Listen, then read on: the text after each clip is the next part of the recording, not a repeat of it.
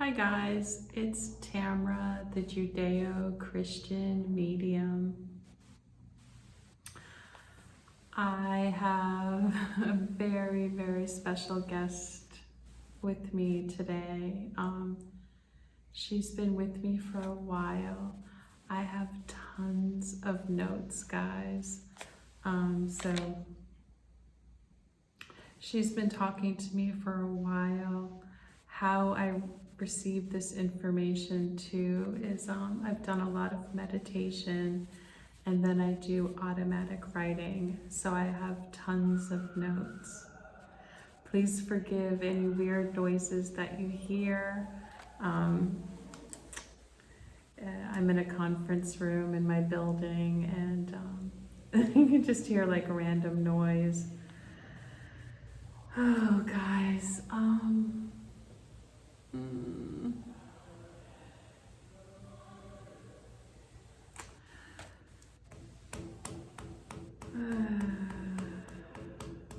this is a really tough one, really tough. JonBenet has been reaching out to a lot of different mediums, and please forgive me if I seem scattered. There are, I have a message here. There are so many spirits with me right now. My ears are buzzing. They're all, the weight of them, it's right here. I can hear different things. So just bear with me. I might sound like I'm talking really slow. I don't want to leave anything out. I also want to make sure I hear what they're saying. I don't miss anything. And just to let you all know, like when I go through my videos, I miss so much. Sometimes I get like just to the edge of saying something, like another message, and it drops. And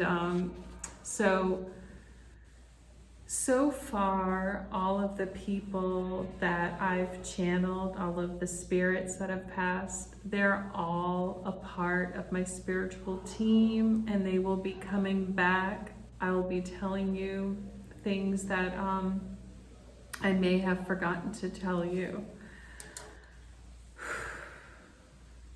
Without further ado, I do want to give a warm welcome to Miss JonBenet Ramsey. Yay! Oh my goodness. So you guys, she's here. She's been with me. I wanted to give her that introduction. She's ready for it. She's ready for us to talk about her, the good and the bad. She's just been sort of ilking out information to different mediums, and she will continue to do that. So if you're a medium and you'd like to talk to her, you can try. But she's here. She's kind of keeping her energy back because she wants me to just get started. So many of you know who JonBenet Ramsey is. I'm going to try to be as succinct as possible. So JonBenet was born August 6th, 1990 in Atlanta, Georgia, making her a little Leo. If you all know of her and have studied her, you could see that. Just typical. It's making me think of. She's drawn my attention to David Lee Roth. They're both blonde and galactic. So She is a tall white, Arcturian, and Pleiadian. So, she's a big star seed. And one of the reasons she's a big star seed is she is Archangel Jophiel. So the archangels, and I will talk about this in further videos, the archangels can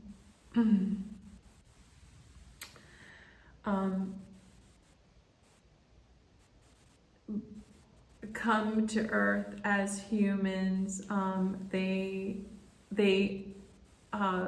Their energy is so big that they can branch off like part of their spirit and come to earth as a human.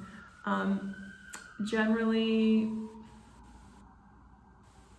it's a very big lifetime, and okay, so we'll get into that in a little bit, about why she was here. So before I get into these notes, I need to introduce my spiritual team that's here, and I'll further in videos. In some of my videos,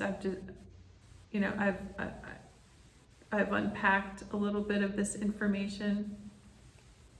It's a lot, guys, but I'm also learning as I go. But my spiritual team is here. Of course, it's God, which is just surrounding me. But I have Jesus on my right, Archangel Michael, Archangel Metatron, Archangel Eric Medhus, Archangel Gabriel sits in front of me. Then in a little group, I have, right in front of me too, to the right here is Mother Mary, and right here is Father Joseph. And then I have a little group that's like, it's a circle, and then it's like another like semicircle behind them. I have Archangel Sandalphon, Archangel Jophiel, which is JonBenet, the name J's. She said it's no coincidence.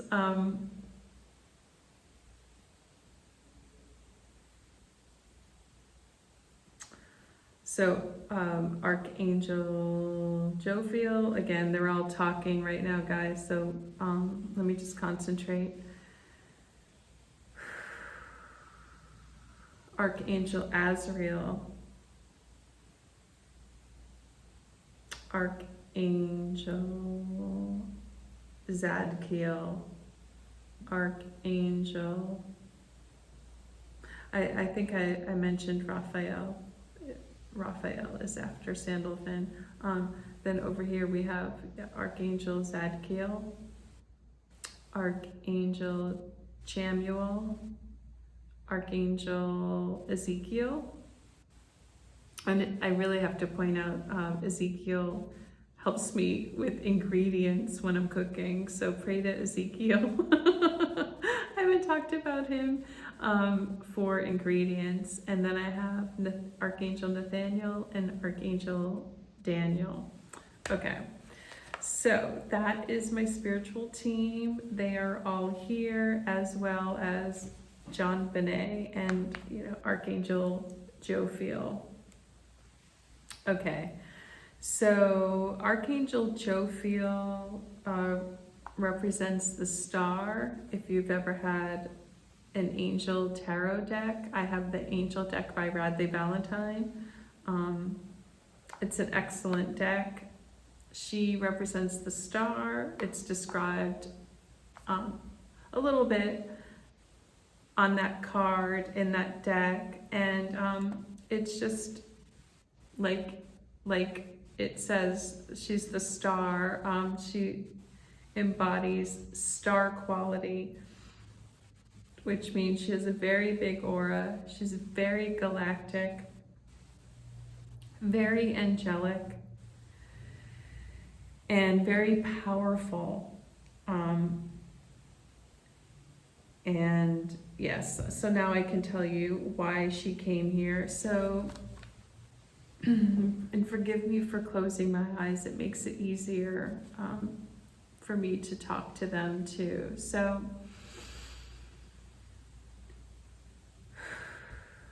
I need to relax. I went out. Jesus told me to go out tonight and I had a drink outside. It was really nice. Just this channeling JonBenet has been a lot.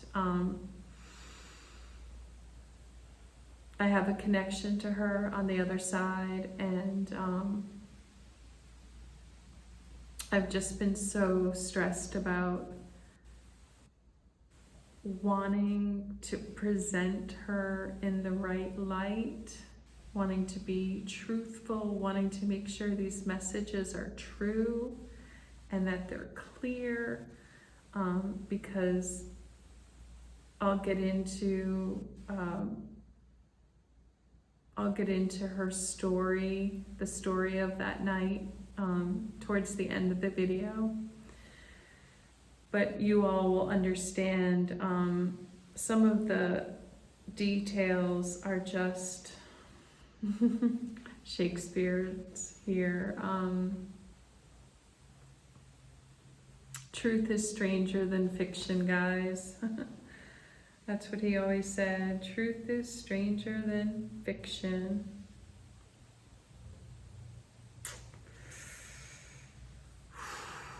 Yeah. But anyway, we'll just push through the details.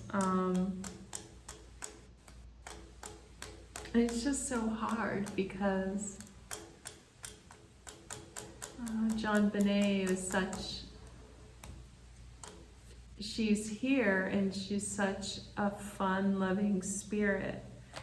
So you guys can see me smile, but then, you know, I have to tell you guys these grim things. So it's just so, the duality of it, it's very, you know, I don't want to be smiling. I'm smiling because she's here and her energy is just filling me up, and it's making me like so happy, but I don't want to be smiling and laughing and joking when I'm talking about these grim details. So she's saying it's fine.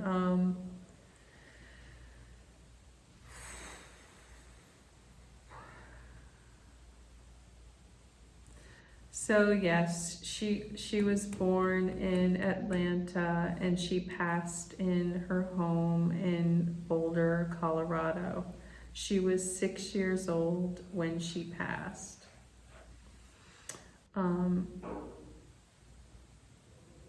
So her brother Burke, she has told me, is Pleiadian.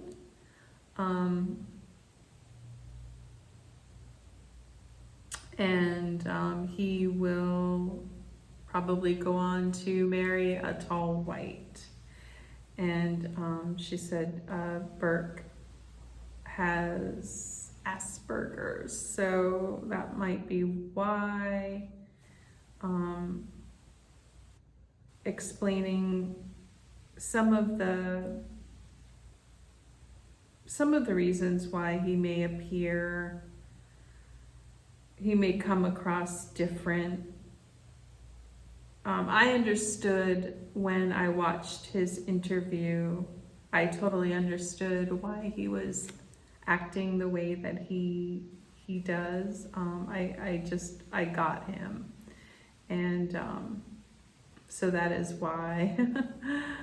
That's a story for another day as to why I could relate to that. But anyway, so I'll just give a little recap before her story.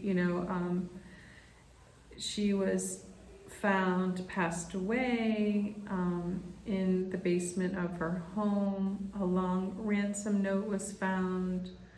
She had a head trauma, neck trauma, a garrote tied around her neck, asphyxia, and as of now, it is still considered to be a cold case with an open file.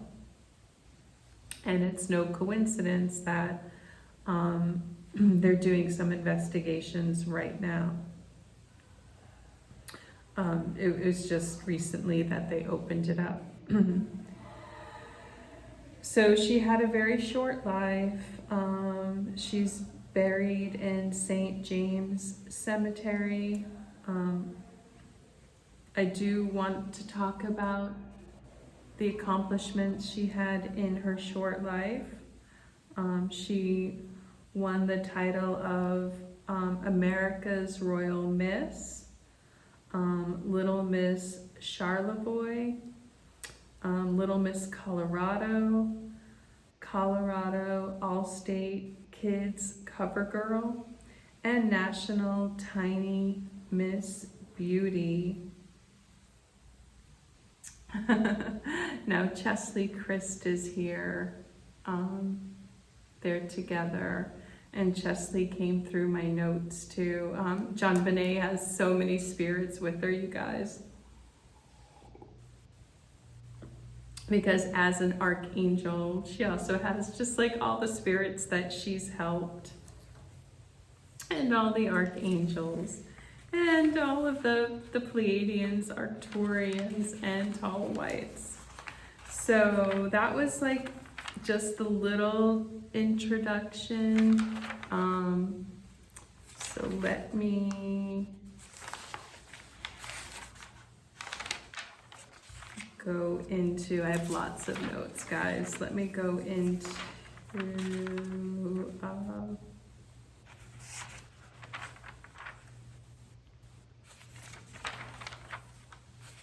just what she has said, her messages.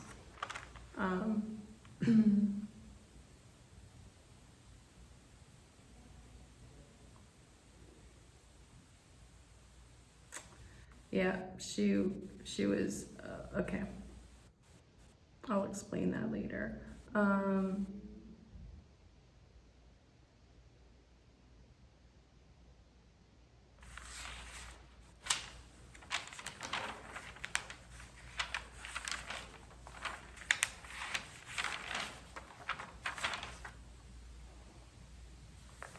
All right.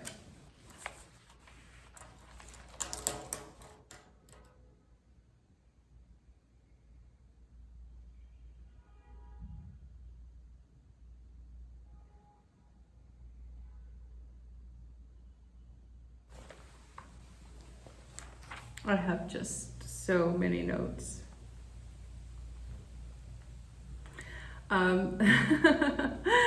She said she didn't really like her name, JonBenet. She thought it was a little pretentious. She's laughing. But, you know, she, just to let you all know, her whole existence was planned. Her passing was planned. Her meaning, like, on the other side, as a contract, she agreed to do this. It was a very, very big contract. It affected so many people, and it is part of, I've discussed this before, other mediums have discussed this. It is part of a very big plan. It is spiritual warfare. It is to shed light on one of spirits major issues that they're trying to combat, which is there are words I don't want to use on my channel. I don't want to flag my channel, but I'm going to call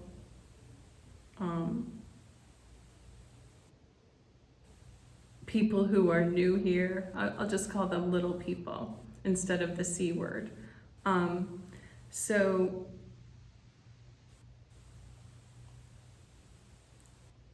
one of Spirit's major issues right now is to combat the harming of little people, and especially in the way that she was harmed. And it's been a slow process. It's been hard for people to accept that this is happening, and especially in areas that people just, they've had a hard time accepting that certain groups would do this. So she's talked a little bit about her parents. She said they had a similar energy as to they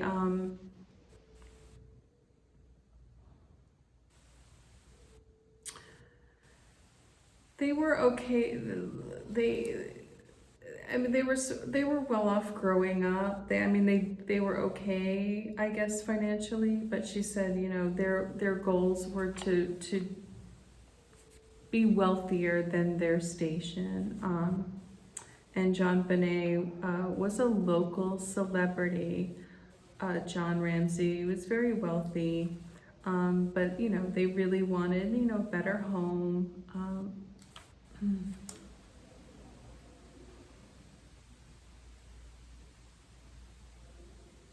But JonBenet is saying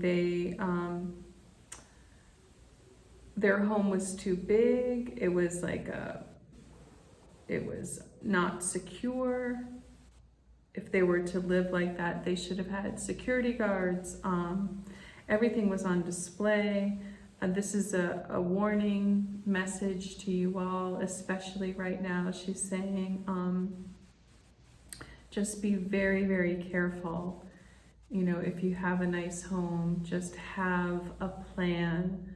Archangel Michael is here, and he is with Admiral Ashtar. I'm really just getting to know who this is. They have, you know, we are all part of this galactic alliance to protect people.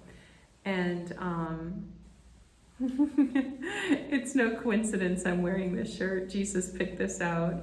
It's very, very Navy-like. And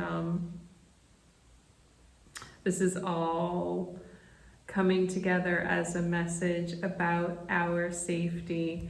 And please, guys, I'm gonna make a whole video about how to keep like your house, your apartment safe. But please look into that. That's a message for you all. Have a plan, have a family plan for safety. And I wrote Archangel Jophiel, star quality, star power. Okay, I've already said this. Okay.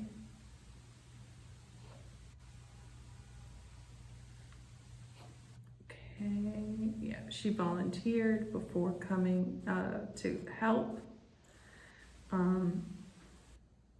When she passed, guys, she was angry at herself and her guides for letting that happen to her.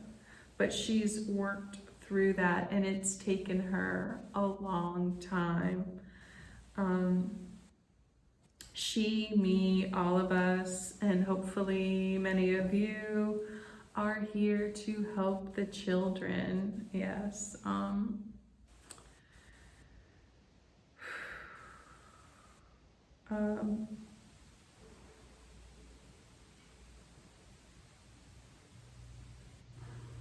Mr. Rogers just came in.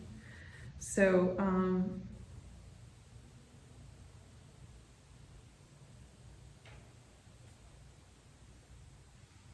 yeah, that was actually one of my purposes here, which I didn't quite fulfill yet, was to help children. I'm trying to do this now through my videos. But I had a really hard time trying to help children, so I sort of gave up, especially children of dark reptilians. If you are nice to, dark reptilian, also known as narcissist, if you're nice to their children that they have deemed the scapegoat, they do not like that.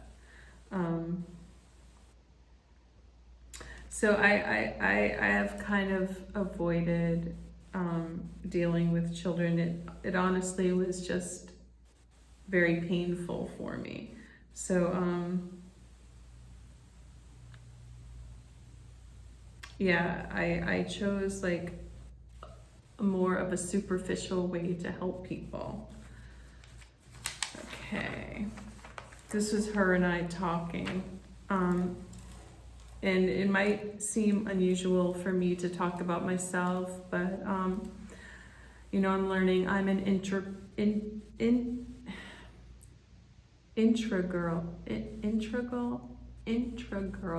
integral part, sorry guys, of this alliance. So I'm not trying to just talk about myself, but I am part of this group. So that's why I'm bringing up my situation. So to let you all know,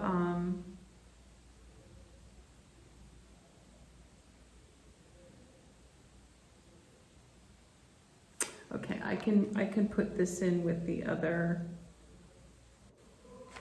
with your story. She left, just so in case I forget later, she left her body before all the bad stuff happened. So letting you all know she didn't experience it.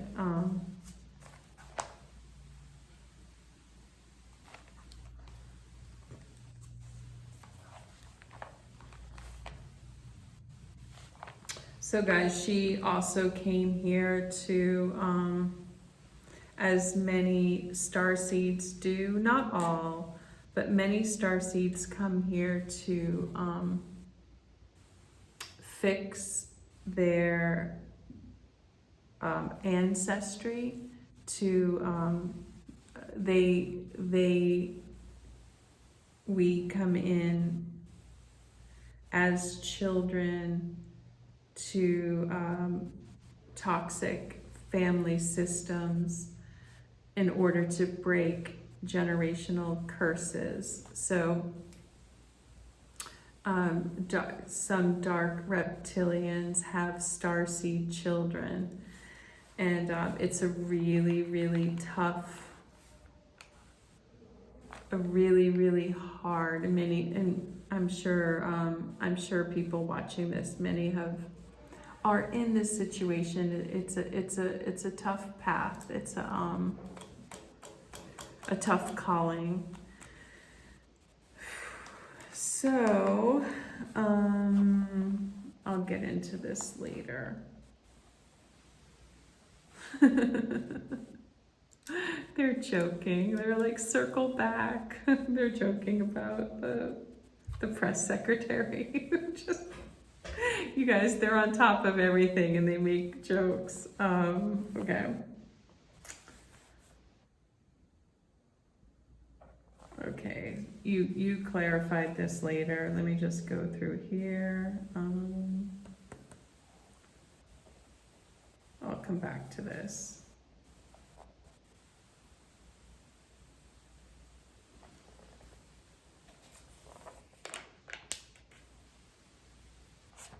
Yeah, she said it's a situation where we're like, take one for the team. You know, that's kind of part of the package there. We're trying to balance humanity.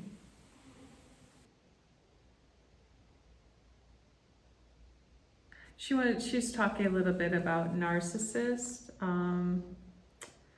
She said they think their children are indestructible, and you'll see this. She said many don't make their children brush their teeth, have good hygiene. They think that they're just, like she said, like a self-cleaning oven, you know? And you'll see that that's a big sign. They did her and her brother did pretty well with that, because she has explained that Patsy was a somatic narcissist, which is someone who's very into appearances. So they did have that, but that's something to look out for. You know, narcissists will say things like, you know, I tell them to brush their teeth, and if they don't, their punishment will be their teeth fall out, like things like that. So look out for that. And yes, she said that if narcissist children have any sort of like say their teeth do fall out, or they have mental illness or something like that, the narcissist will chalk it up to like luck or genes, things like that, instead of thinking it through, that you know, taking responsibility.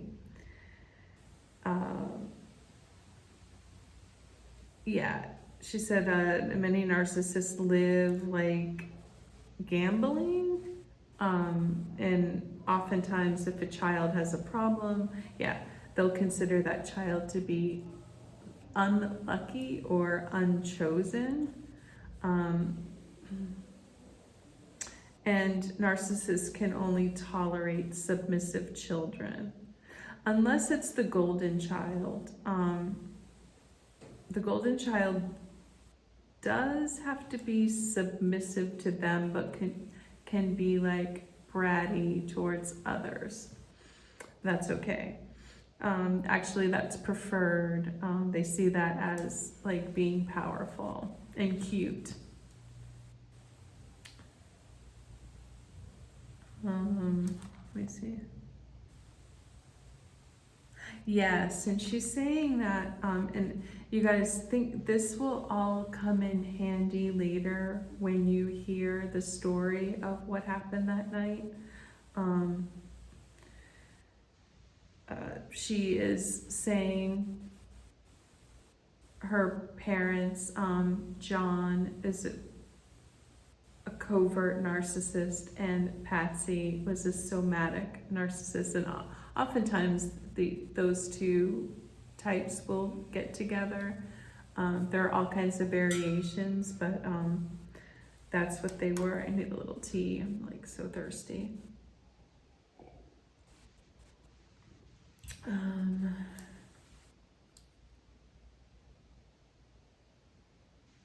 So narcissists think that their children are like them, like think and act the way that they do. So all of their traits, when their children cry, she said, they think that children are just like, it's weird, they're like little people. They don't really get it, so they think like if a child cries, they're being manipulative and selfish. That was an example she used. And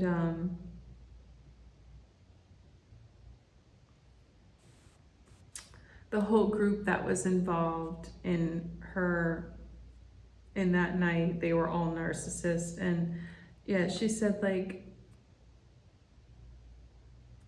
they'll call kids like little bees, like I can't use the word, but like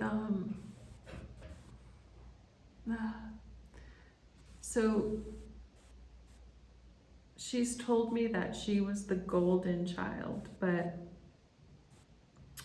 they saw themselves as spoiling her. So when she would be upset about something, it would just quickly turn and they, call her like a brat or the other B word. So it's very confusing for her. Okay, I'm gonna tell them that later. We'll get back to this.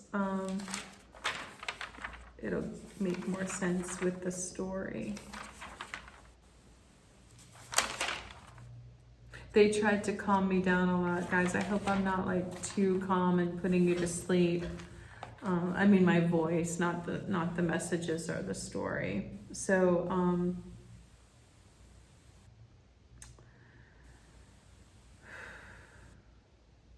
okay, these are she said she's talking about Secret Santa and Santa Bill.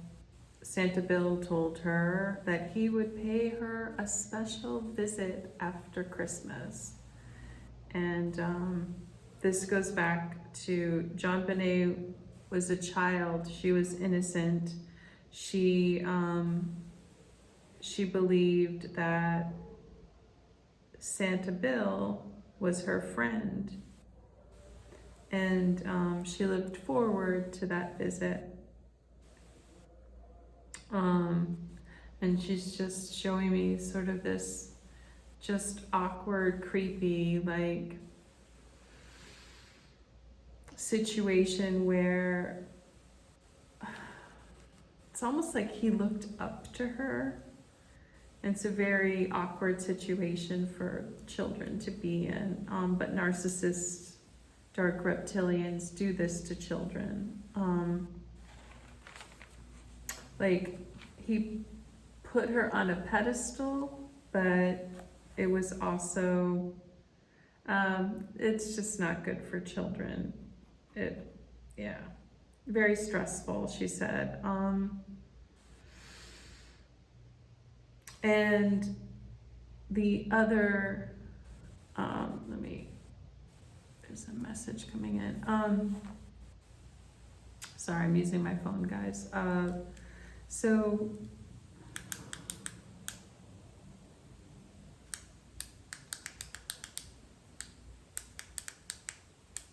I get easily distracted. It's my ADHD. So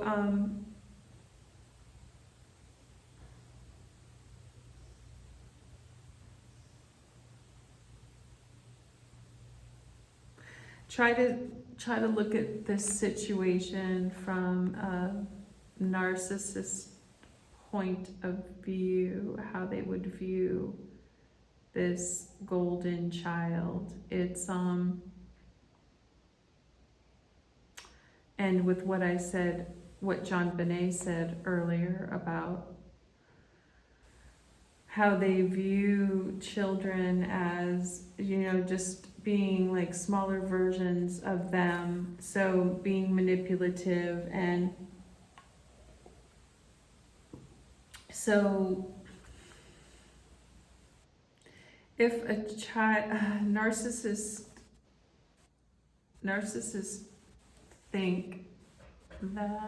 feel that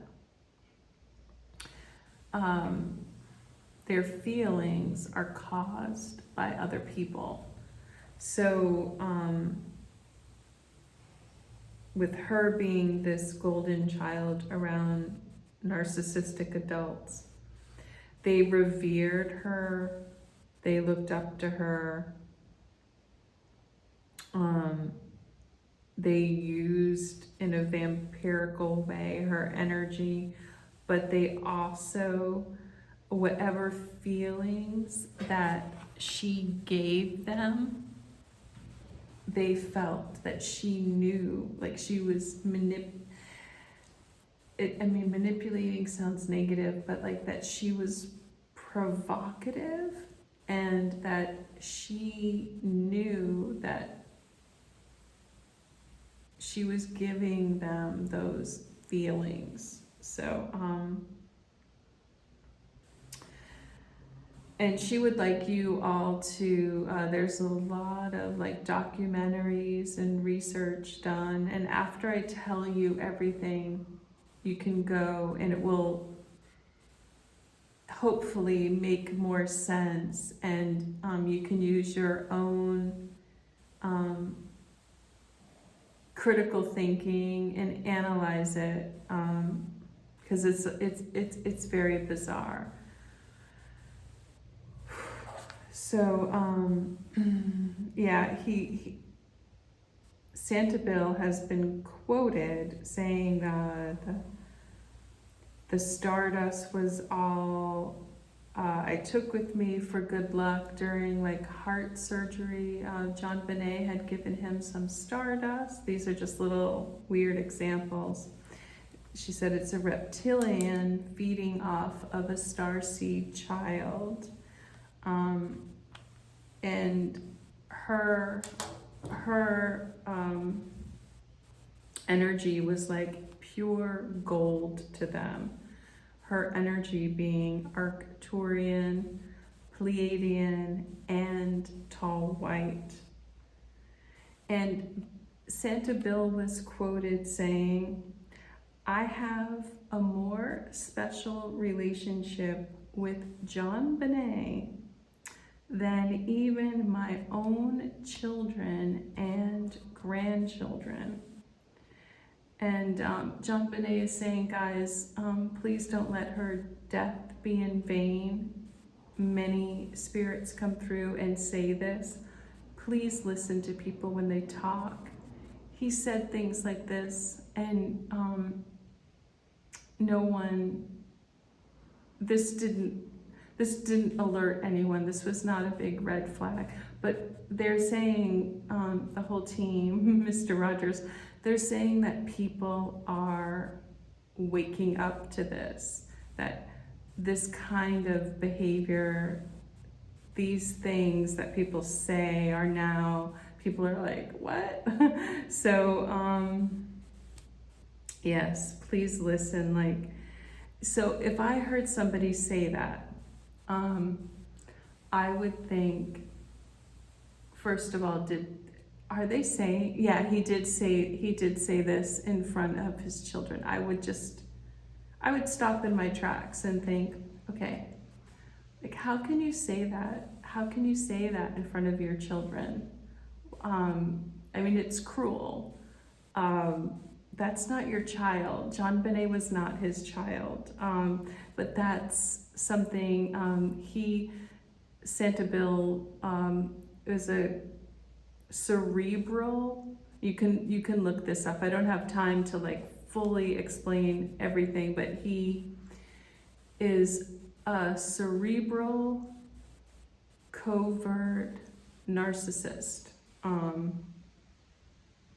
And so, he got pleasure out of making his children feel bad. Of course, the things that make you go, like, of course, if your parent says that in front of you, you're going to feel bad. And that's the purpose of him saying that. So, okay, I'll get back into this, but December 26th, 1964, Santa Bill's own daughter was kidnapped. So this is the same date as JonBenet's kidnapping, and and she was forced to watch a friend get, I'm gonna say, assaulted. And they're saying it was a little people P, think of videos, ring. That's why that happened to his daughter. Santa Bill was part of a ring.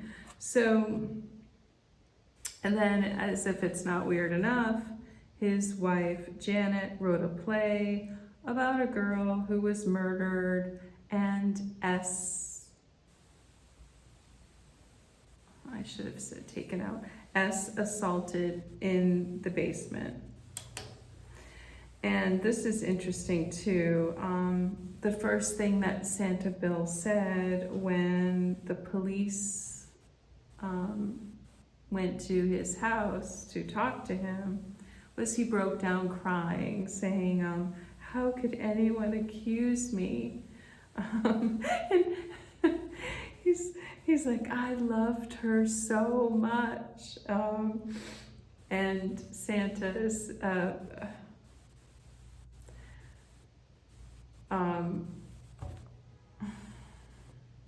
Shakespeare is saying, Shakespeare would say, thou protest too much, but he said he used to also say, thou profess too much. Meaning like, yeah, you guys get it, like over the top, carrying on, crying about how much he loved her. So that's very victim-like, very narcissistic. And they just happened to leave, Santa and his wife just happened to leave the Boulder area a year later, and they got heavy into volunteer work, which lots of people do, but some narcissists do that to cover up, not only to cover up like their bad deeds, but also narcissists don't like to spend quality time with their family, with their loved ones, even with each other.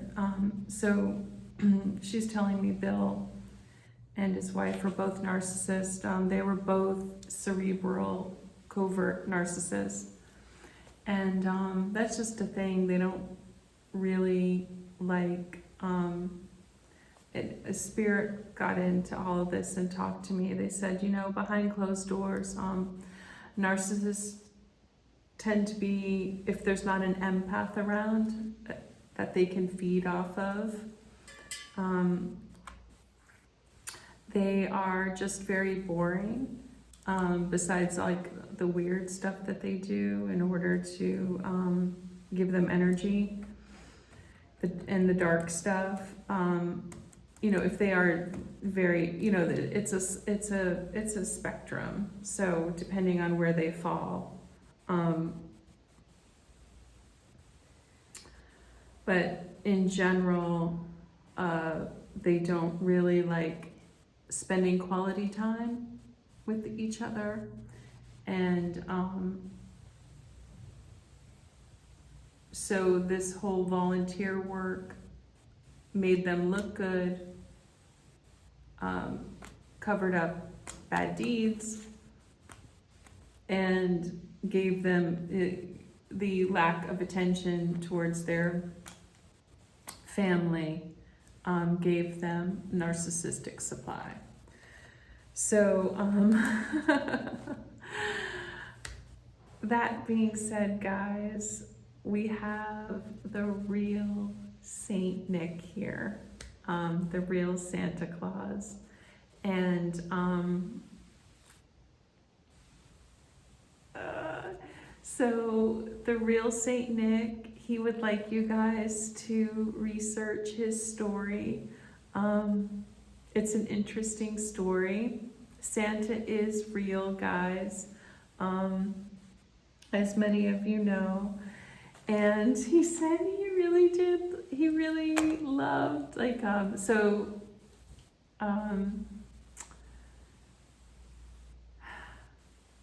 the spirit of Saint Nick, Santa, is Archangel Uriel. So, as I've said, the archangels, they can take just a piece of themselves and become human. So Archangel Uriel was the real Saint Nick.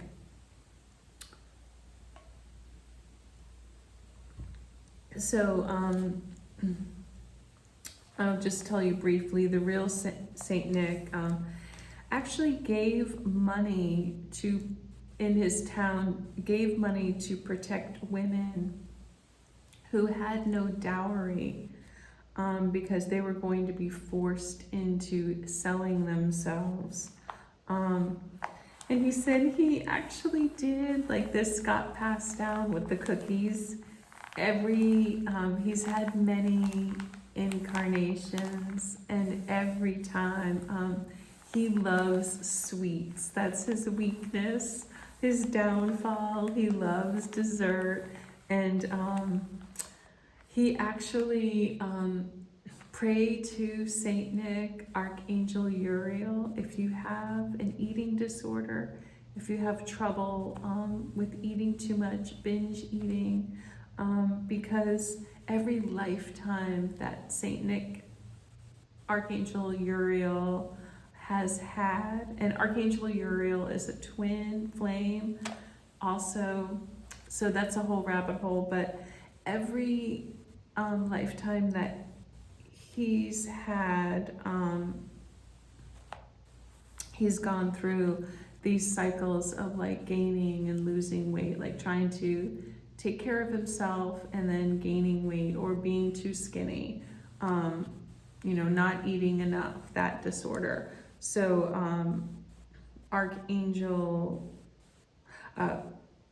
Saint Nick is also Archangel Uriel, who is also Poseidon, who is also Saint Francis of Assisi. And when he hasn't been those figures, he's come back lifetime after lifetime. Also as women married to saints.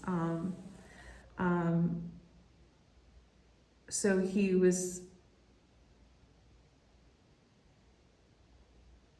married, let's see here. Some of these people he was married to, some of these people he was like close friends with. Sometimes he was women, sometimes, but I'll just tell you who he's connected to. Saint Valentine, Saint Patrick, Jack London, C.S. Lewis, Franz Kafka, Shakespeare.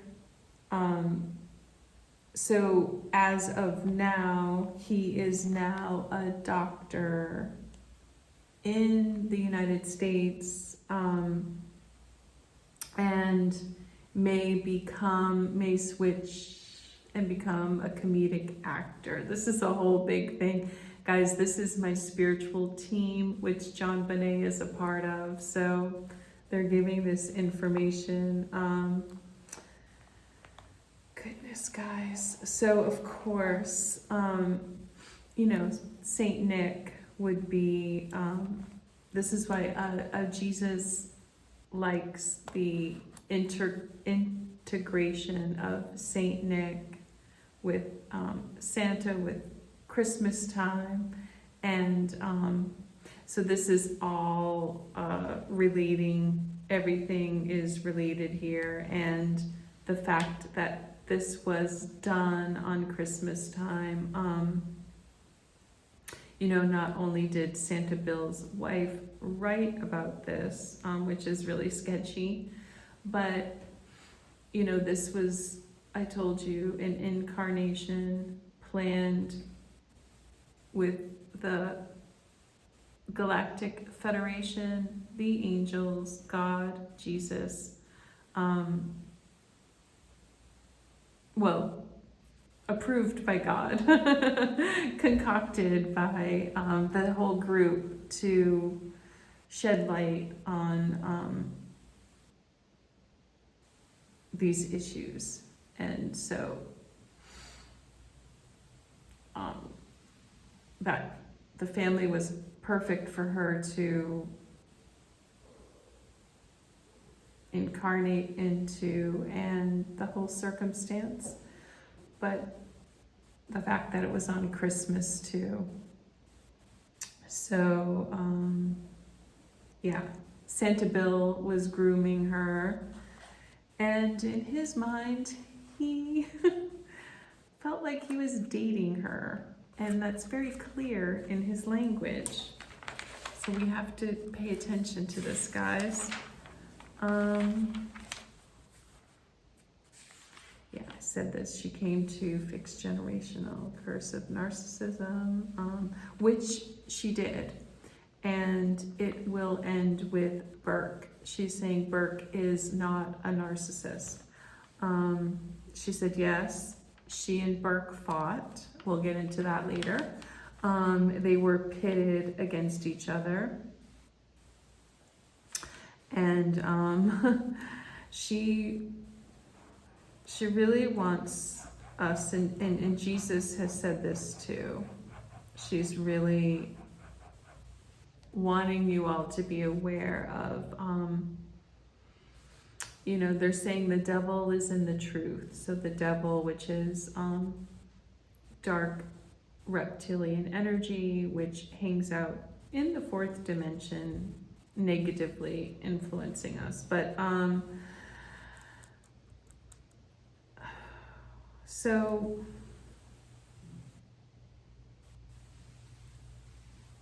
you're going to see in her story that there's a little bit, the reason why this case has not been solved is there's a little bit of truth in every,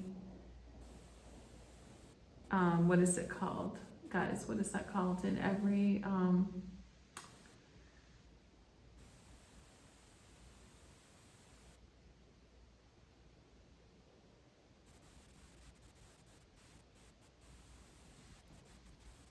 I think in terms of writing and acting, like in every little storyline, I know that's not the right word for it, but every little, like,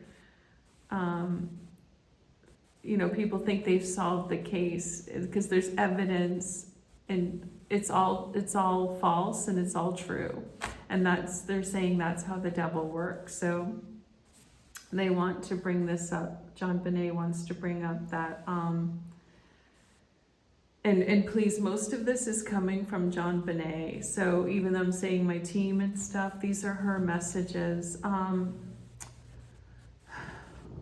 Sometimes I forget to keep saying that, like, you know, JonBenet, because we just talk and I forget. So JonBenet really wants to really have you all pay attention, that one of the reasons why narcissism and narcissists are so frustrating and people get sucked in and can't escape these relationships is this devil is in the truth idea. They take one little kernel of truth and then they're like spin doctors, mix it with a bunch of lies, and people with integrity will keep fighting for that, to fill in the blanks with the rest of the truth, and also with feeling guilty for the little part that is the truth. And I guess that would be like, you know, in a courtroom, that's how prosecutors are. They'll be like, did you do this? You know you did it. You know you did it. And it will be a little thing that is exaggerated. I hope I'm making sense.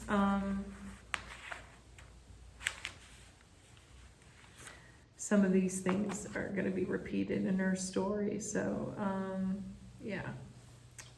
Because you told me a few times. And then we went through the story. Like she showed me what happened, like it's a movie.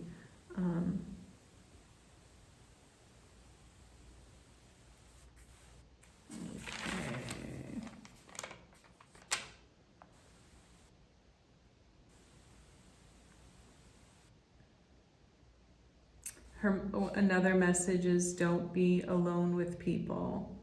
Don't leave children alone. This is just, it's not working out, guys. I know this is a really hard message to hear, but they're asking you don't leave your children alone with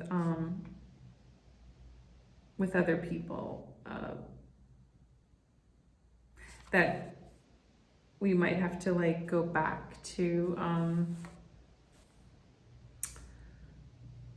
having more of a close family.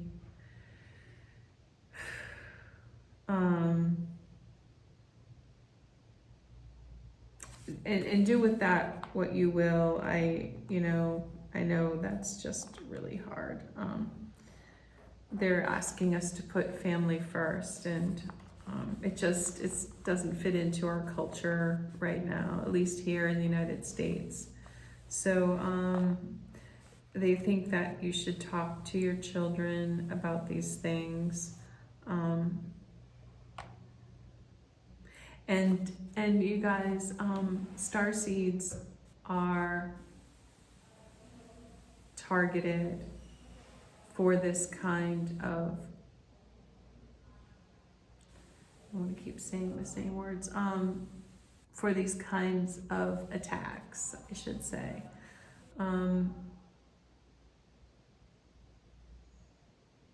There's been a little bit of a misnomer that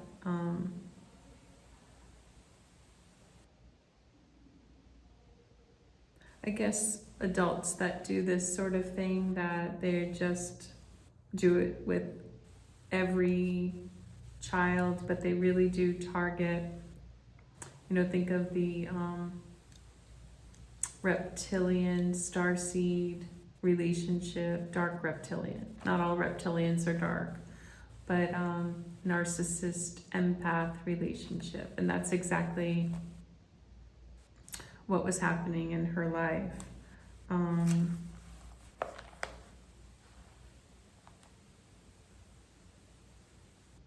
This is another quote from Sandoval.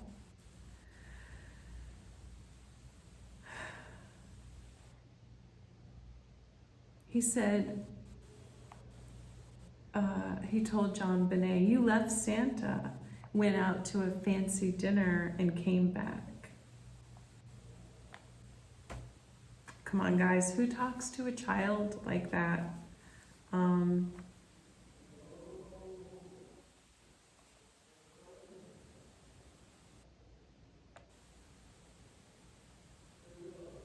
Carved her name in a heart.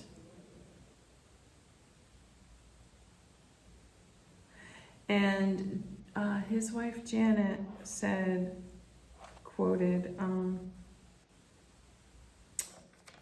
in her play and book that she wrote about a child being abducted and taken out in a basement, that victims seek their own passing. I'm going to use my own words. Victims seek, meaning little people seek their own passing and pick their attacker. Can you guys, can you think of anything more psychopathic, narcissistic thing to say? Yeah, they deliberately choose their own, I'm not going to say the word, person who takes them out. No empathy, blaming the victim, and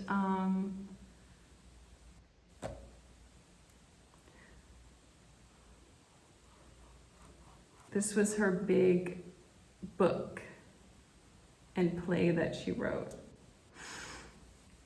Okay. And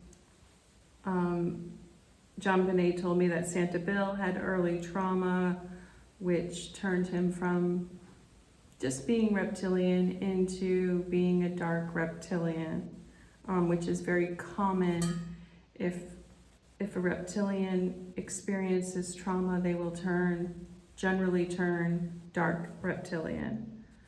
And he lost his sister, and he got, I don't know how to explain it. He got used to like that grieving, that drama on an energetic level, if that makes sense. Okay, so I think I should tell the story before I go more into these details, so it will make more sense as to why I'm talking so deeply about Santa Bill. Well, okay. Just to let you know, Santa Bill's, the police chief is Santa Bill's brother-in-law. Just keep that in mind. And that investigation was delayed.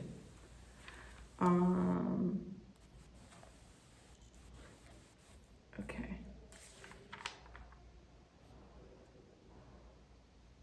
Okay. We'll go back to this.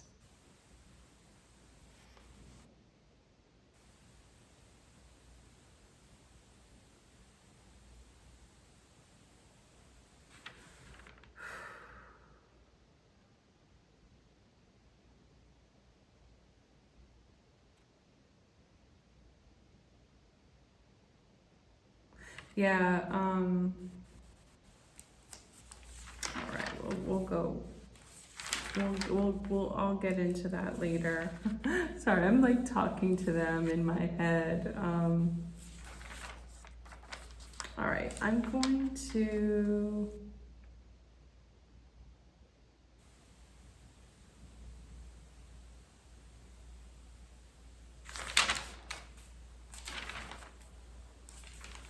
tell the story, okay? And then we'll get more into her messages. Okay.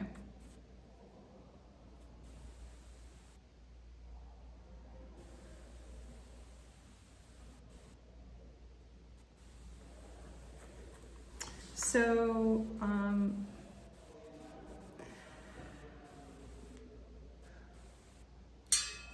sorry, I keep hitting my teacup. Let me have some tea.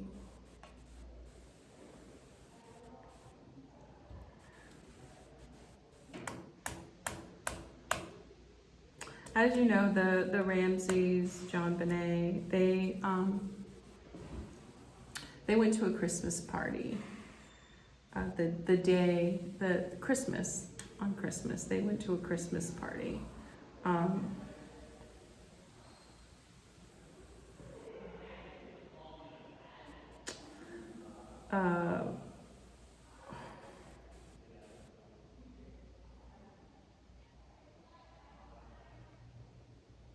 You know, JonBenet is talking to me right now. She's saying like, even that, like, she didn't like that. Like,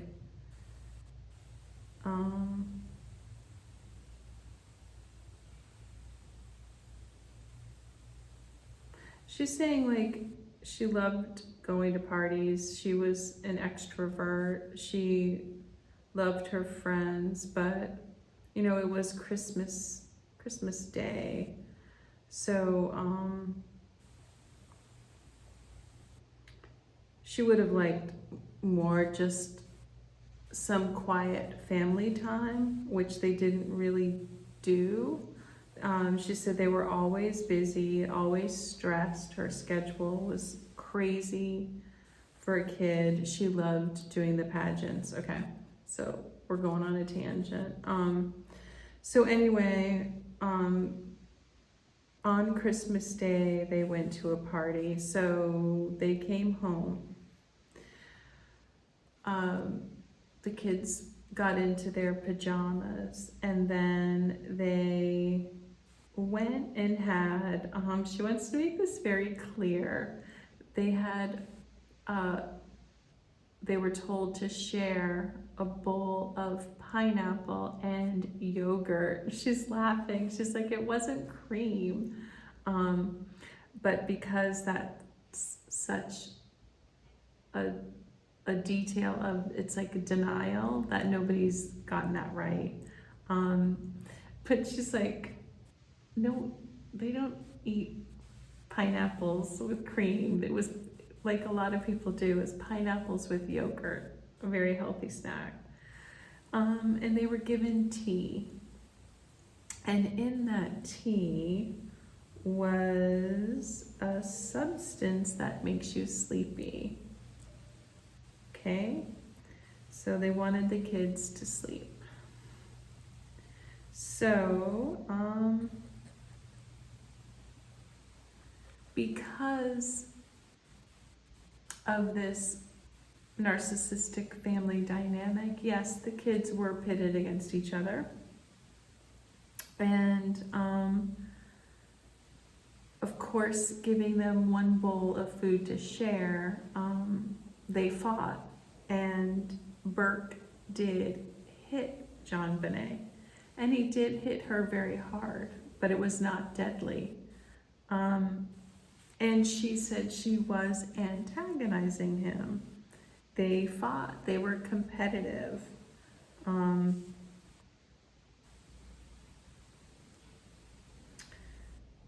And she said she didn't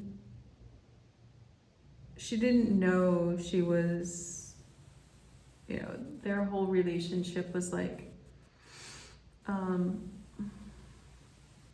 he would withdraw and she would pester him for attention. And because she got so much attention, he saw that as her wanting more, and it really annoyed him. But he did not take her out. He did hit her, okay? So, yeah, she said she was the golden child, and he was like a little bit of the scapegoated son. That dynamic was there. Okay, so then, because they were given a substance, you know, for a few different reasons, they went to bed, and very shortly after, JonBenet wet the bed. And so she told me that the parents, everyone at the party, they did many substances, were partying pretty hard.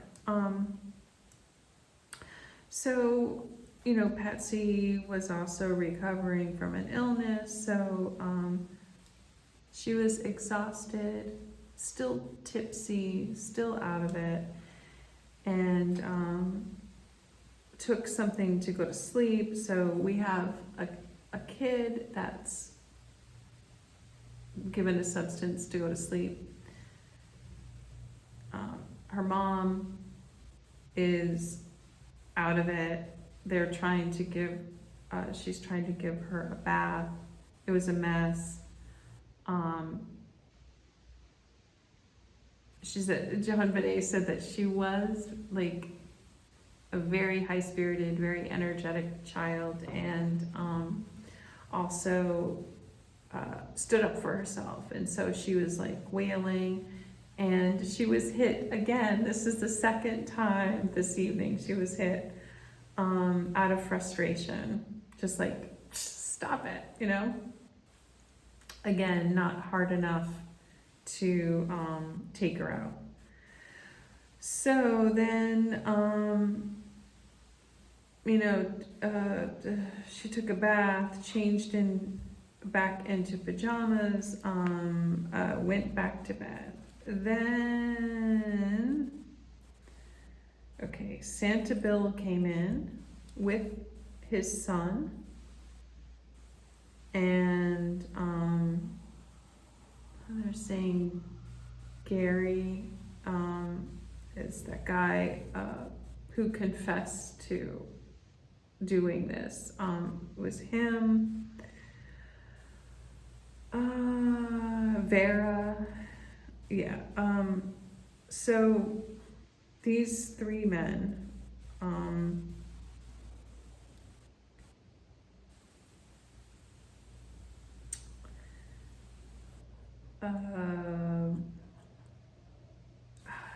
it's a huge house.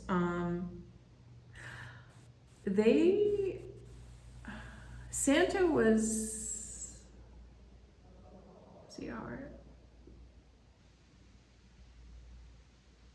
they came in at some point and talked to John before this, and Santa did. So this was so hard to talk about, guys. So this was a situation where there's a ring of adults who, and I will explain why this happened. I mean, like, why they were comfortable with this happening. So,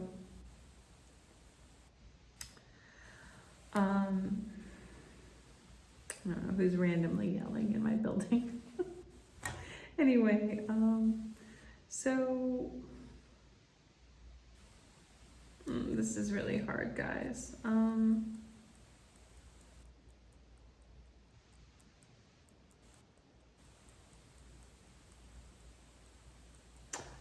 Let's just finish what happened and then I'll explain later.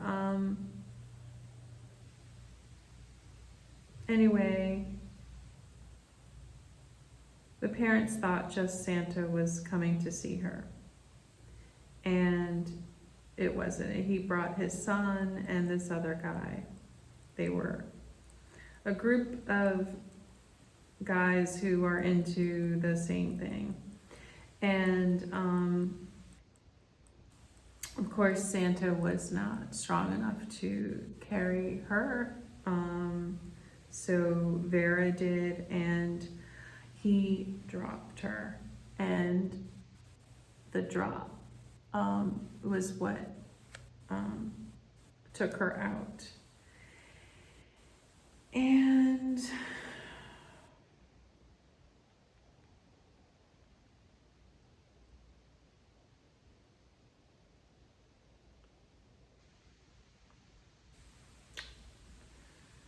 oh boy, so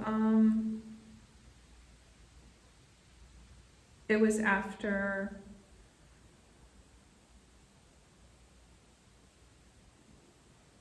and I do want to say that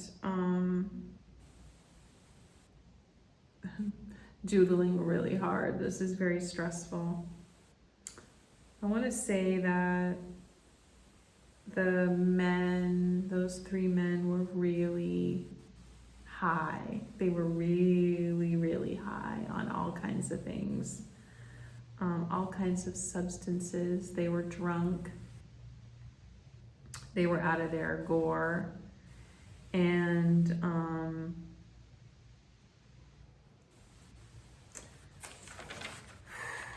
So they had their way with her,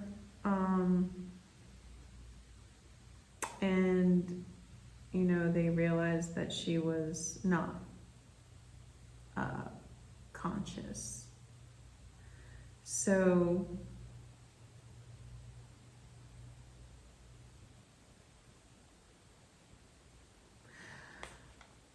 the two men left out the back door. Santa woke up John. They concocted a plan with Patsy. Patsy and Santa wrote the ransom note, called the police. It was an accident. None of them wanted, you know, to take JonBenet out.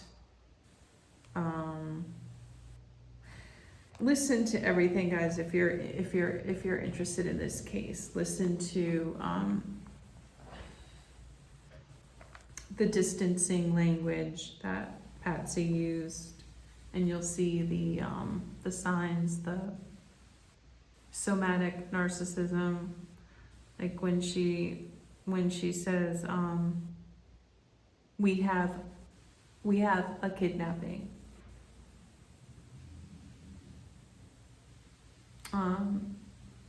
My daughter's blonde. It's like, okay. So, and this explains why Burke stayed asleep. You know, he was given a substance to sleep. And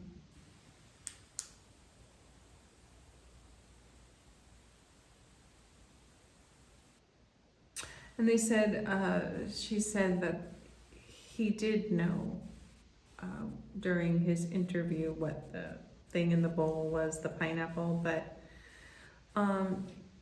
he was this very smart little boy, was protecting his family. He did know that that was some sort of trigger, and also he knows that he did whack JonBenet, and so there's just an avoidance of that. And JonBenet is bringing that up because, just to let you all know, children are very bright, and yeah, we'll leave it at that. He did feel responsible. He was intuitive, and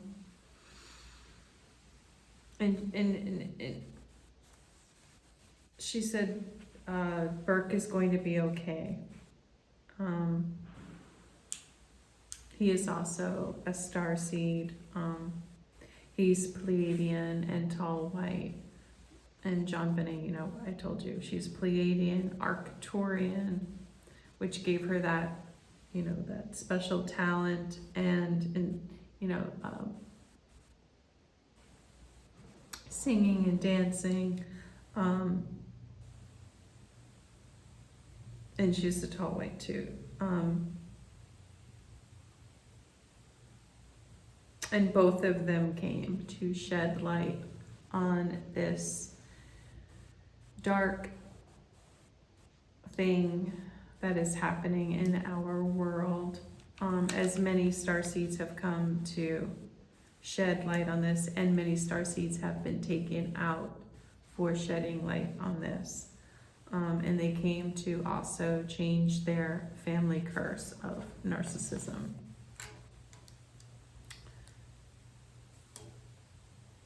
So she'd like to say, you know, the vulgar acts of narcissism are a result, a byproduct of control. Is it depravity, excitement, showmanship, dominance, and the crimes against starseeds they think that they can take the light and give it to themselves, but it doesn't work that way. And then it becomes like a drug, and they just want more and more and more of starseeds' light. Or, you know, as people would say, it's like the narcissist empath dynamic, where they just want more and more and more narcissistic supply. And she said, we are here to stop this. So that's her all of them, me, you. And some of us might get taken out for trying to stop this. Many have before. Many have been sacrificed trying to stop this, trying to prevent this from happening, calling people out, whistleblowing.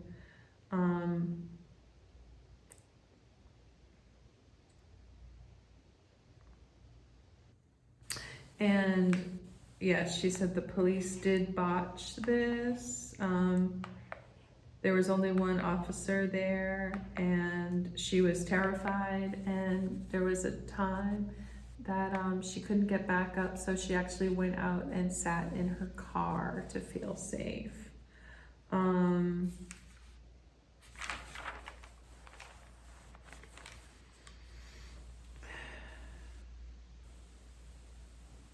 there's an interview, and I'll try to find it.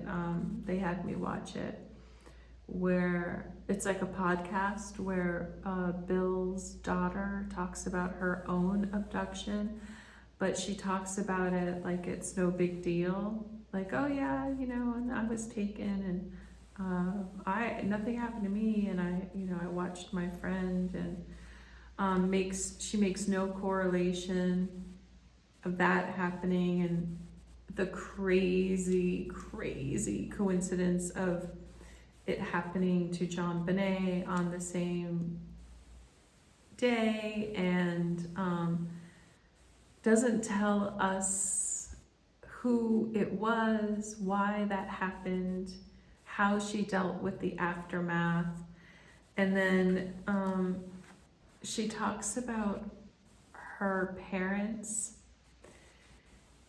in a way that many children of narcissists, maybe even being a narcissist themselves, talk about their parents. It's in a way you would talk about like a historical figure.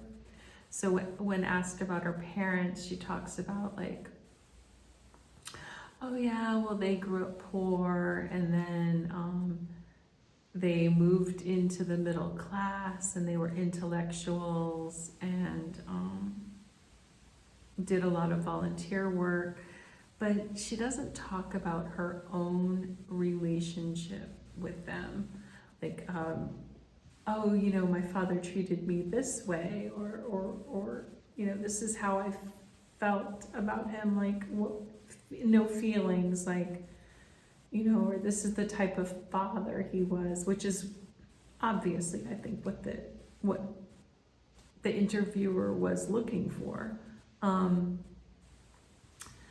So it's like it sounded like an obituary, like, you know, very, what is that?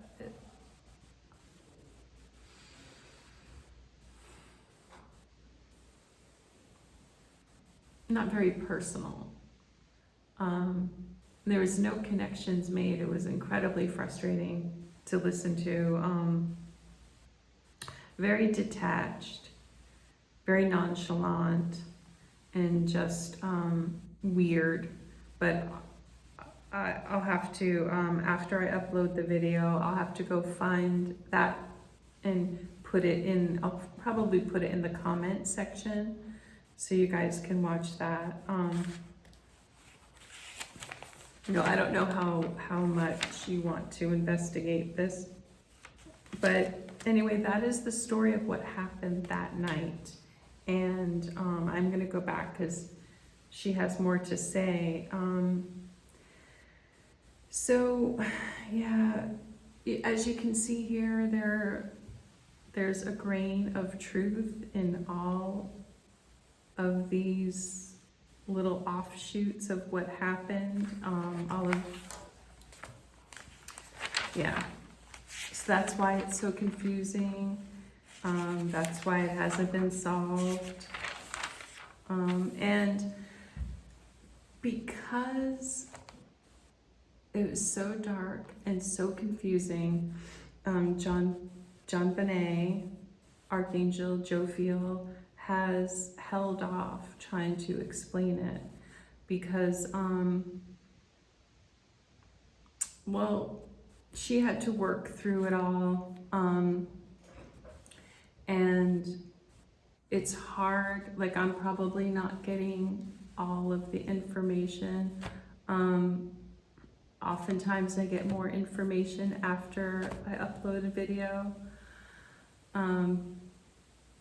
because they're always learning and growing on the other side, and so are we. It's a feedback loop, and they can't talk to us in a language we don't understand. And because I know about narcissism, we were able to have more of a conversation. And also, as I'm learning about my connection to my soul tribe, I'm just getting more open to the messages, where they couldn't come through so strongly before. Like,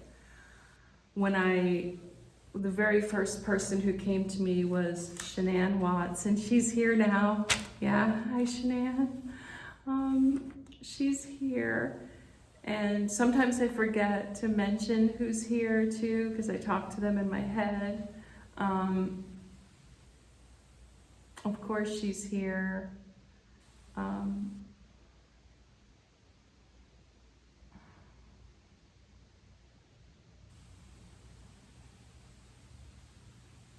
Sorry, she's talking to me.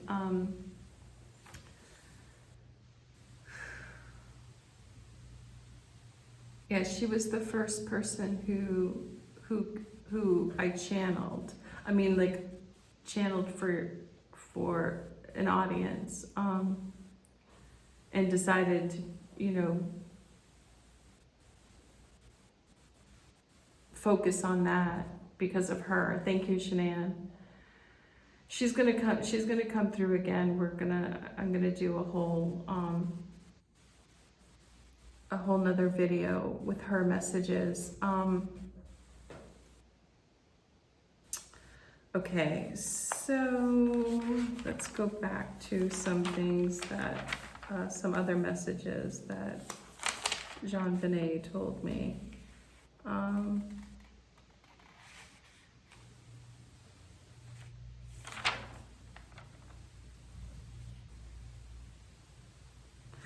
Okay, so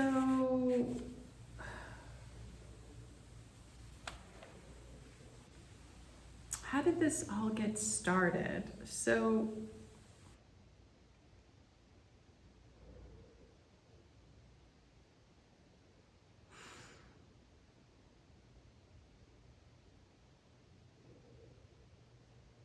the inclination, okay, so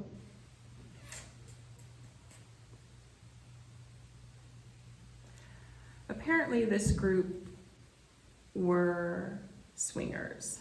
So she's saying that's actually kind of common in many circles,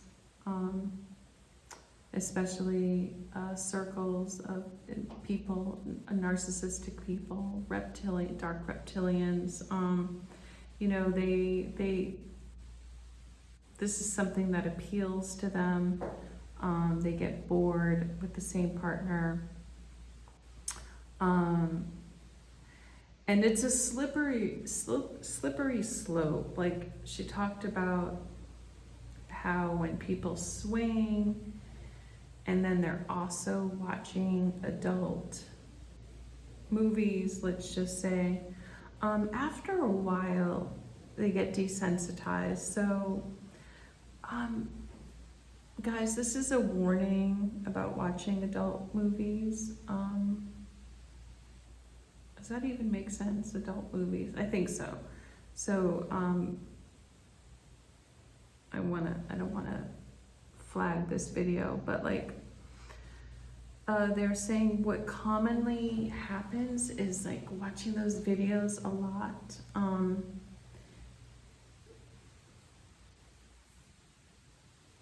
younger and younger people will appear in those videos, like going down a rabbit hole, being on a certain site,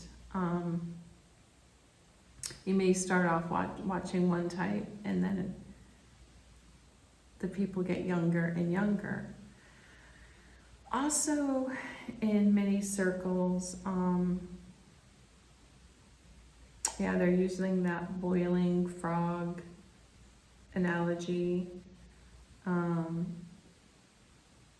where things just start to become normal.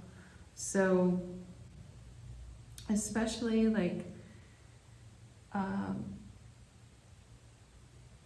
so in those circles, many of the women are somatic. I think it's, narcissists, the narcissists that are into very into appearances and youth and beauty. And they see their children as competition, and as they're jealous, because that's everything to them, like youth and beauty. So and I know everyone wants to be beautiful and youthful, so but this is taken to an extreme. Also, they want to have nice things and be in a certain circle, and so you have these groups of people who are very similar, and then they have this group think. And part of this group think is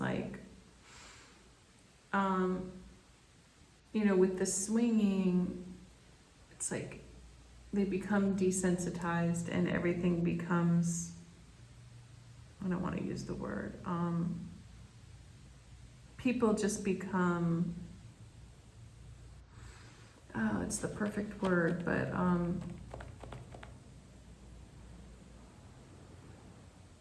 it's just a slippery slope of looking at a child oh my gosh, they're so amazing and beautiful, and it just, it's not that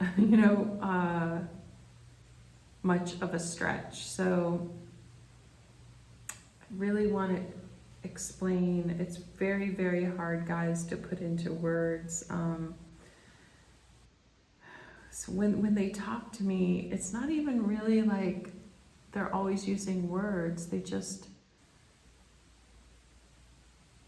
give me this knowing, but then when I put it into words, it's very challenging.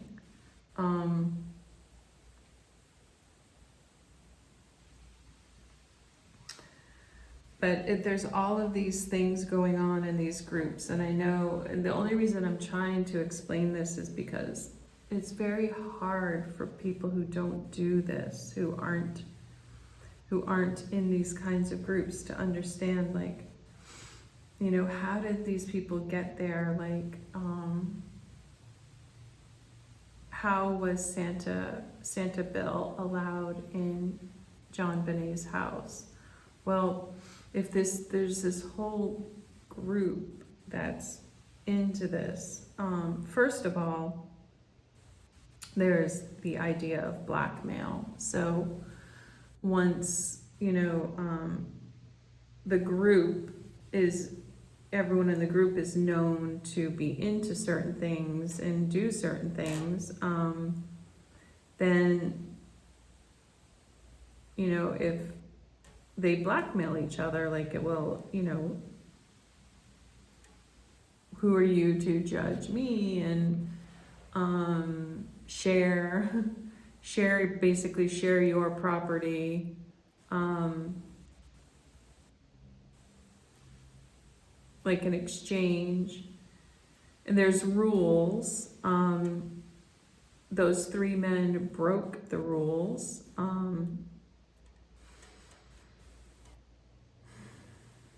And we'll get into that with the Madeline McCann. I'm going to be bringing Madeline McCann in. And she's here. She's in the background. Because Madeline McCann's mother talked about this.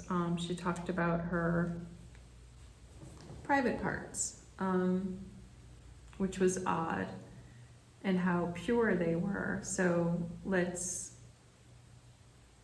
is a very common thing where many young girls are taught this too, that to save that area for marriage. So keep this in mind when I'm talking about these groups and what they are allowed to do. So that is off limits, but other things aren't. And now I'm thinking about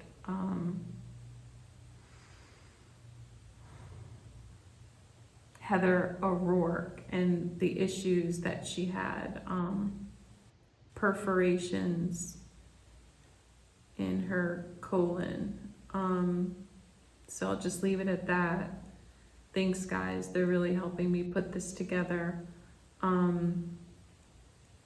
That was allowed with sedation. In her case, she wasn't even sedated, but with and that wasn't allowed by her parents. But in some circles, it's allowed occasionally, and sometimes they break the rules. The rules were broken that night. And guys, understand also, this is not an excuse, but these people were partying all night, doing heavy substances, and not in their right mind, also broke the rules. Also, it was just supposed to be Santa. But even still, it's, yeah. Okay, let me see. Let me go back here and, yeah, Kate, Kate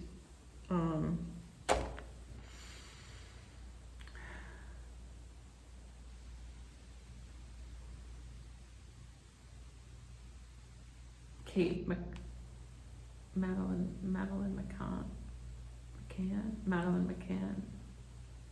Sorry, I think I'm saying it, Madeline McCann. But anyway, Kate, her mom, yes, that was a huge part. It's a very similar situation, was like that. Yeah, all right, you guys get it. So hopefully,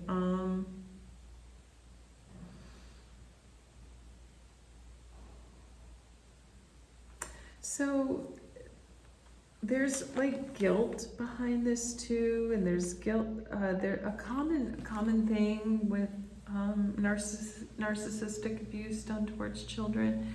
The parents do feel guilty, and you'll see it creates another type of abuse where there could be spoiling. She said she was spoiled in some areas, and sometimes given too much junk food, or just overindulged. And I wrote groups, going on vacation in a group, being exclusive. There's this pride in these groups of we're so well off and attractive, and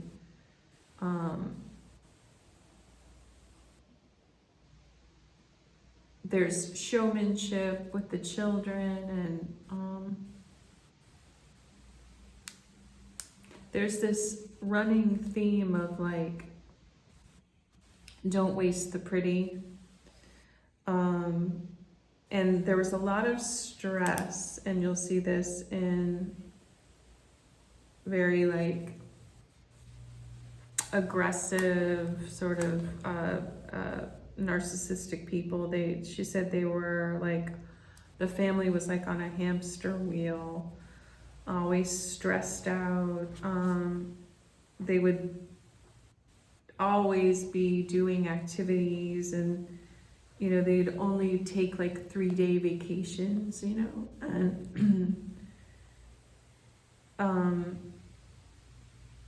it reminds me of the McCanns, that vacation with the group, and the sleeping medication, and the constant activity, the hamster wheel, all the substances, so many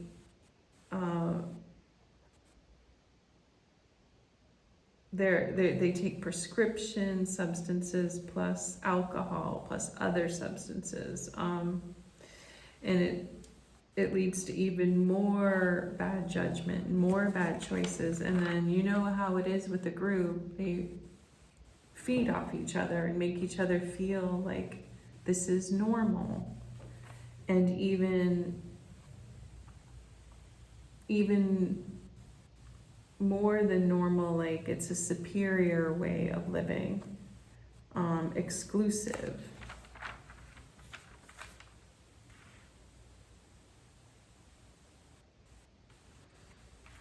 They're singing Sinead O'Connor's song. They've been singing so many songs during this, me connecting to JonBenet, but they're singing The Emperor's New Clothes. Yeah.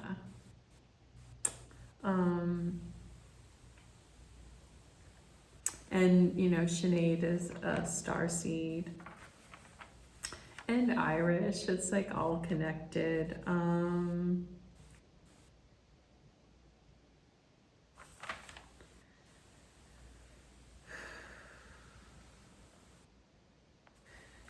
She wants to go back to that. There's a little truth. Yeah, so all of the theories of people solving this case, there's a little bit of truth in each of it, as you can see. And she said things did happen to Burke too. Thankfully, he's okay, and yeah, we'll just leave it at that.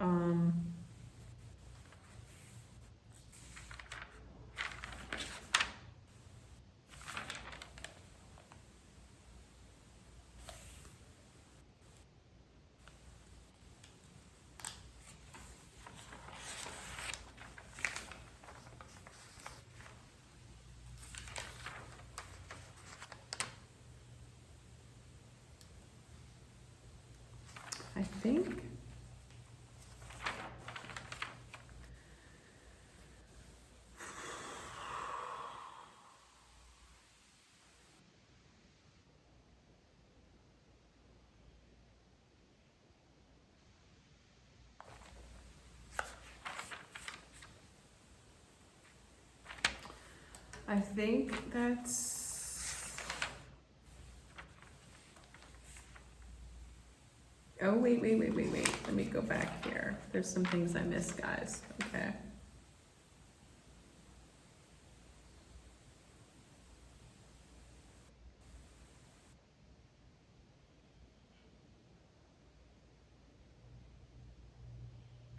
Yeah, she said they all worked on the ransom note. Santa,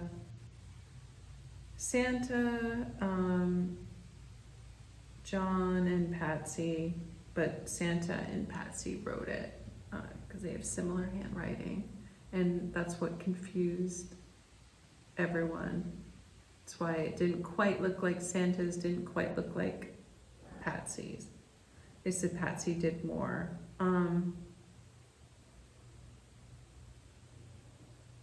And her parents were very upset that she passed. They did feel responsible. They did feel like victims though too. And that's why too, they all felt like victims because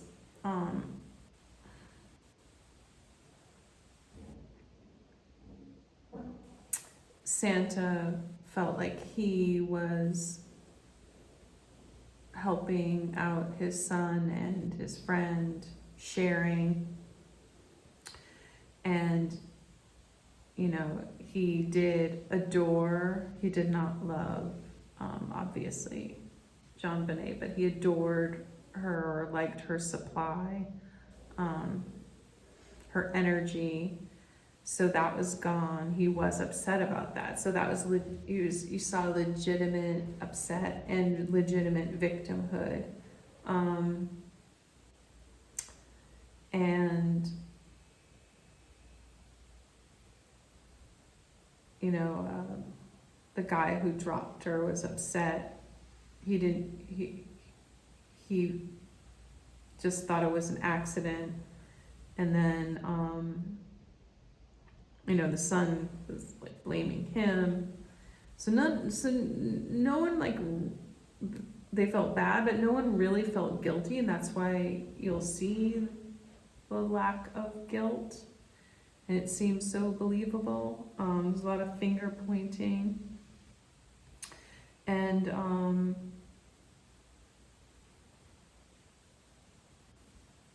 let me see here.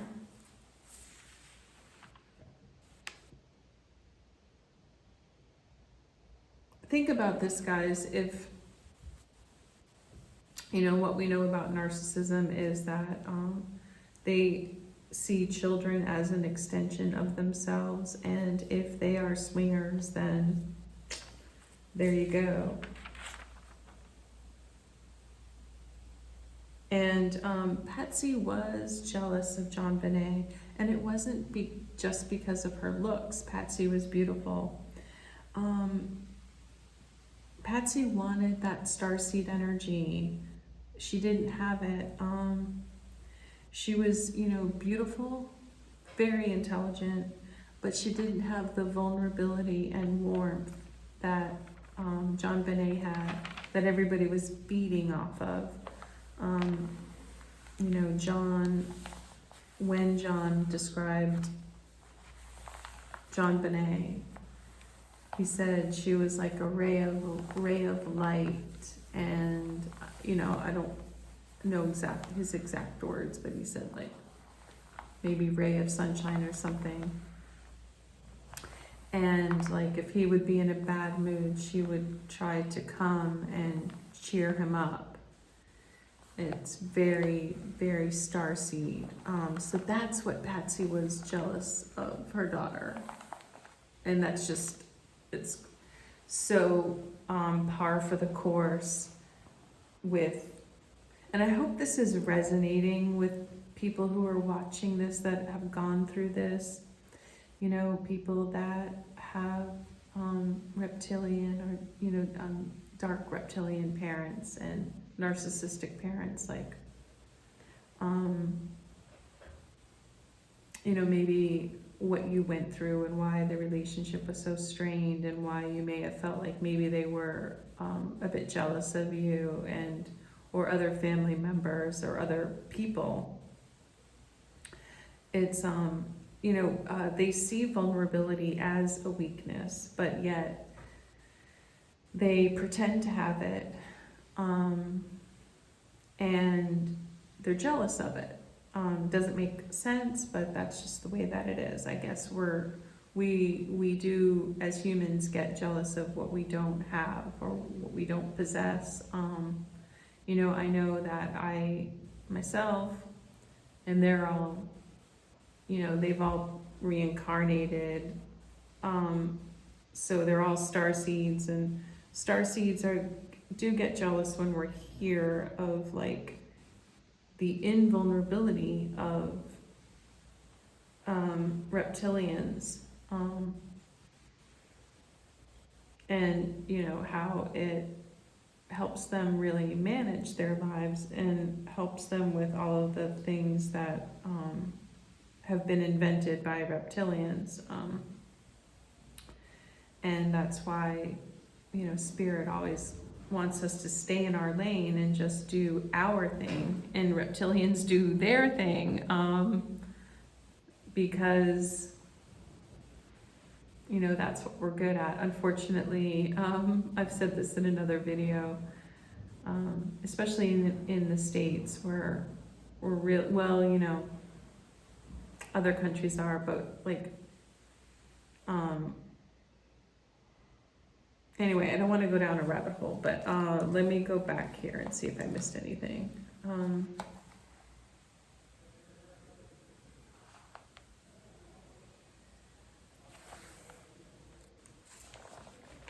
Yeah, just do some research if you want. They're saying, I wrote North Fox Island. There was I'm just gonna say a P ring.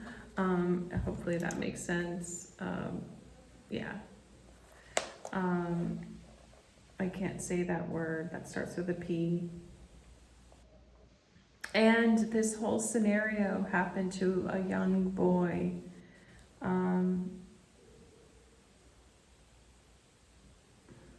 And another suspicious thing that Sanibel said is like, if anyone would get to the Ramseys, it would be Christmas time.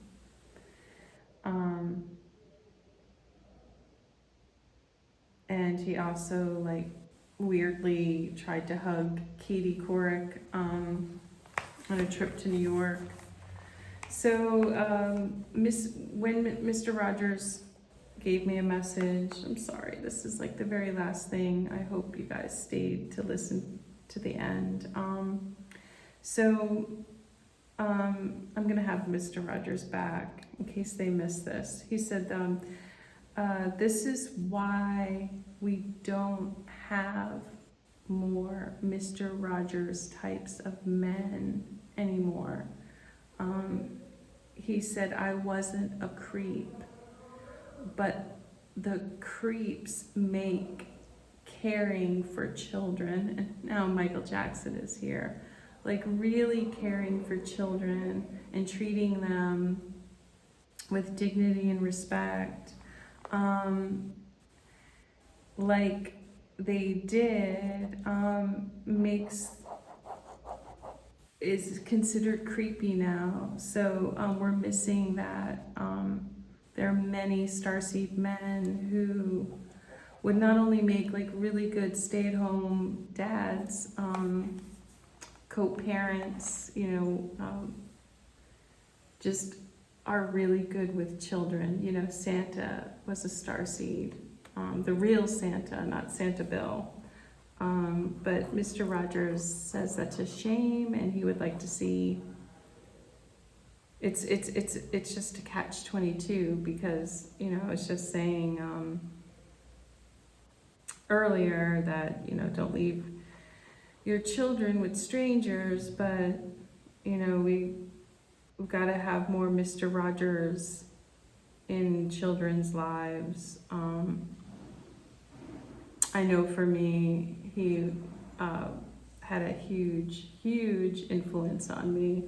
So yes, basically we need more men protecting children, but we've kind of taken that away from them.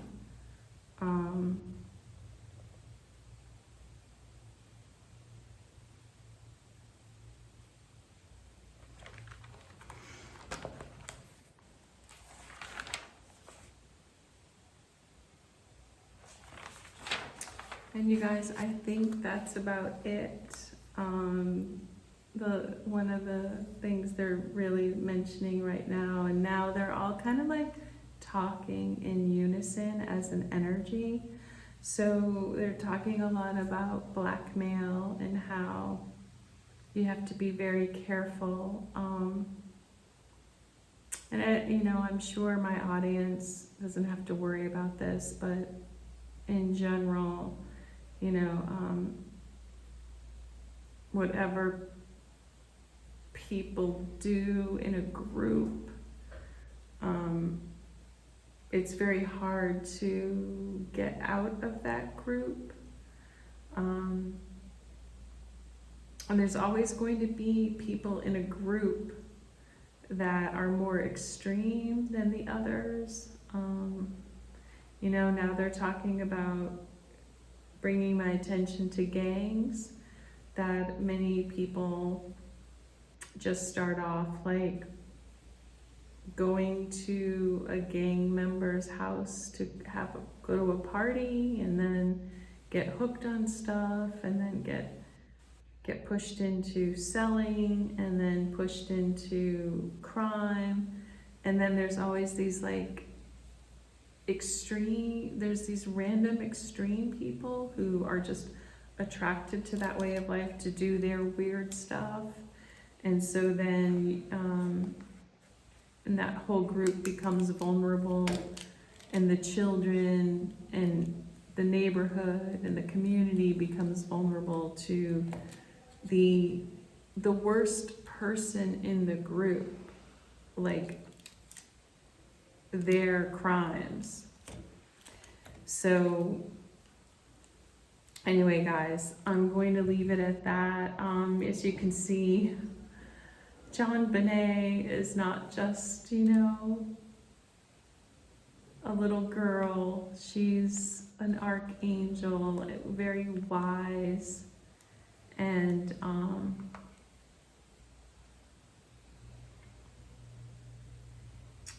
she would like to see this eradicated.